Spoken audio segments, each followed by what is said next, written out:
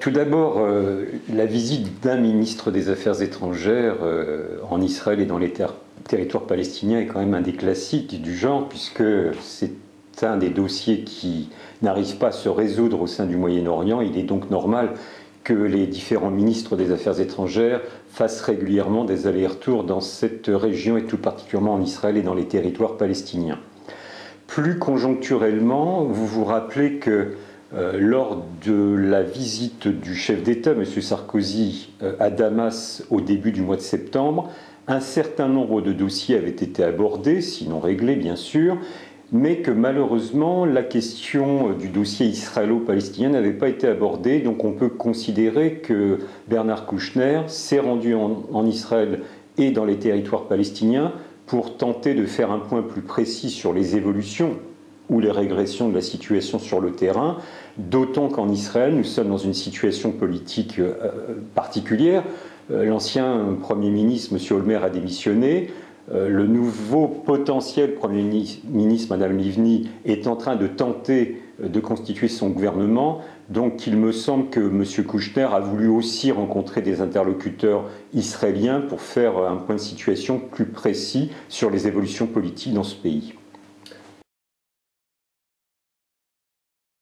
Effectivement, on peut être un peu étonné des déclarations très optimistes de Bernard Kouchner à son retour des entretiens qu'il a eus en Israël et dans les territoires palestiniens, parce que pour ma part, je constate tout au contraire qu'il y a plutôt une dégradation de la situation en Israël et surtout dans les territoires palestiniens, et qu'en tout cas, les décisions qui avaient été actées lors de la conférence d'Annapolis qui s'est tenue il y a maintenant presque un an, ne sont pas du tout en passe d'être appliquées. La principale des décisions, c'était, rappelez-vous, la perspective de la proclamation d'un État palestinien avant la fin 2008. Nous sommes début octobre, plus personne ne peut imaginer, ne peut croire, ne peut prétendre qu'il y aura effectivement la proclamation d'un État palestinien avant la fin de l'année en cours. Et surtout, il me semble, et c'est pourquoi je ne partage pas l'optimisme de Bernard Kouchner, que sur le terrain même, il y a non seulement, non pas stabilisation, mais dégradation de la situation, qui se concrétise notamment par la poursuite de l'élargissement, voire même la construction de nouvelles colonies, alors qu'il avait été demandé lors de la conférence d'Annapolis, justement, qu'il y ait un gel de la construction de ces colonies. Donc cela ne nous rend pas optimistes, et nous pouvons aussi constater que depuis quelques semaines maintenant, les colons deviennent de plus en plus agressifs vis-à-vis des Palestiniens, c'est un classique du genre, mais y compris vis-à-vis de la police, voire de l'armée israélienne.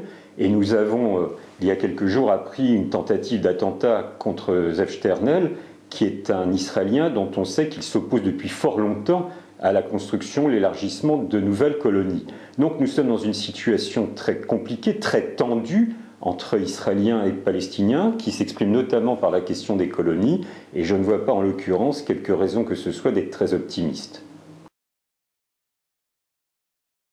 Écoutez, depuis maintenant des mois, voire des années, on entend cette fameuse ritournelle « Nous voulons dialoguer, si, messieurs les Iraniens, vous n'acceptez pas le dialogue, alors il y aura des sanctions ». Je crois que Bernard Kouchner a raison sur une chose, c'est quand il a exprimé l'inquiétude, ce qu'avait déjà fait d'ailleurs le président Sarkozy, notamment lors de la dernière conférence des ambassadeurs, une inquiétude qu'il puisse y avoir une initiative unilatérale de la part des Israéliens contre l'Iran. Alors ce serait effectivement dramatique pour la région qui risquerait de s'embraser. Nous n'en sommes pas là, mais je ne crois pas que la menace soit une bonne solution, une bonne méthode, et qu'au contraire, la diplomatie, de façon inlassable, doit continuer à faire des propositions à la partie iranienne.